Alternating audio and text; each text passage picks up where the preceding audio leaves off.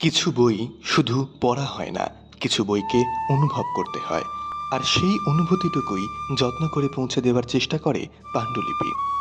এই যে প্যাকিংটা চলছে এর মধ্যে রয়েছে মোট 4টি বই।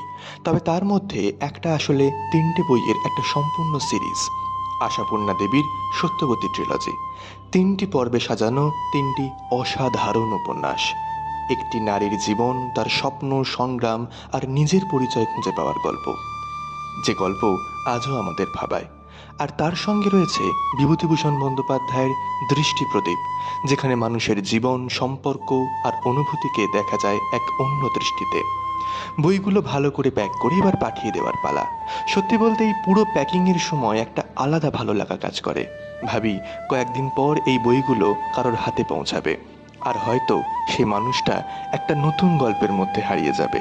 আর এই ছোট ছোট আনন্দগুলোই আমাদের এই কাজ করার জন্য উৎসাহিত করে তোলে।